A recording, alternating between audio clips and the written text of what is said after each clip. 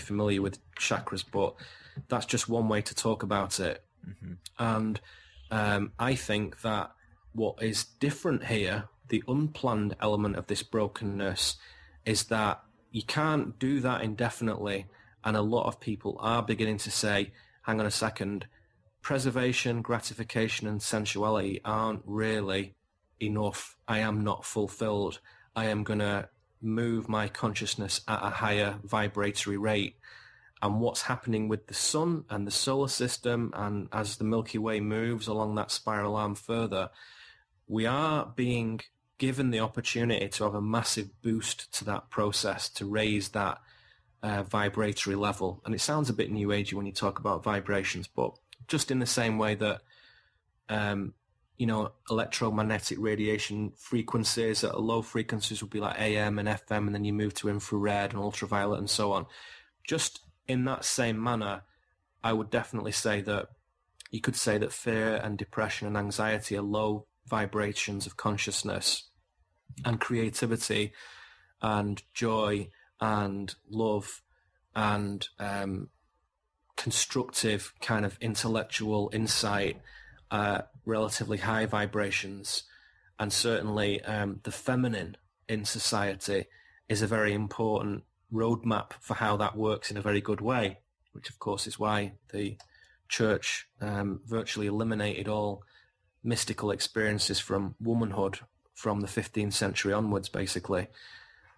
So the path out of this is not impossible for the individual, and indeed it's a very necessary one, and it does involve lots of esoteric perspectives of looking at the solar system, the sun, of the divine feminine in men and in women, of looking at systems of repression, but also at looking at some of the other things as well that become unveiled. So we talk about some of the things that are possible in society nowadays, and one for me which is excellent is that in the last year I've never had so many high-level conscious conversation with so many people. That's never happened before. And I don't think that is just because, well, that's what I do, because a lot of the people who I've been speaking to, they don't know that this is kind of what I do. Some of them don't know me from Adam, so to speak. They don't know anybody related to me. I'm just this guy, Neil, and we were just talking. And the quality and the depth and the clarity of conversation and the honesty, more than anything, the honesty of people's conversation.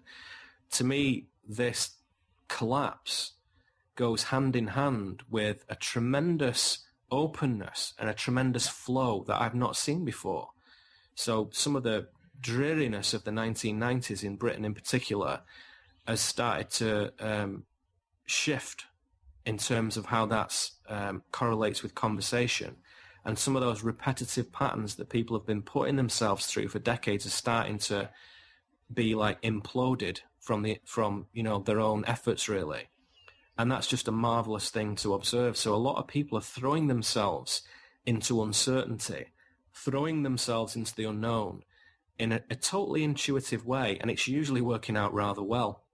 And I think that is the other part of this polarization, to say, yeah, there is a collapse going on, but there's also an incredible emanation of consciousness that is like going through the population. And it's never going to be a mass awakening. I don't think it works like that. But certain key nodal points, certain critical mass, I think that's usually how it seems to work, certainly from studying some of the ancient materials and the old texts. That's how it's meant to work. You don't need billions of people doing this. You just need a certain number, a few million, whatever it is. And that is happening, and it wasn't happening 20 years ago. Yeah, it's certainly amazing to behold and participate in. Yeah, it is. It's fascinating. It really is. And I appreciate very much your perspective in analyzing and talking about this movement of consciousness and all of the events that are shaping it right now. And I think this is a good point to start to wrap it up for this section of our conversation. I just wanted to give you an opportunity again to speak to the listeners about where they can find you online, and if you have any interesting things you'd like to talk about that are coming up for you. Sure, yeah, thank you. It's very easy to get my stuff online. You just need to go to neilkramer.com. So that is my website, and since last we spoke, basically all the different blogs and materials and channels and YouTube things or whatever have all been consolidated in that one place. So neilkramer.com is really the place where you can access my interviews, essays, videos, and so on. There's also like some things that you can buy on there, like there's an audio book, and there's some other books that I appear in.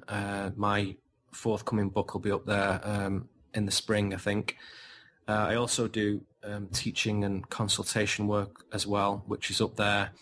And there are various workshops and events that I take part in. So if anybody's interested in some of the subjects that I talk about, would like to know more and get into it in a deeper, more personal manner, then I do teach and give workshops on these subjects kind of throughout the year, really. So if you check out the events section on the website, you can find out more about that. Excellent. Thank you again, Neil. I really appreciate it and look forward to speaking with you again soon. You're welcome. I enjoyed it. Thank you.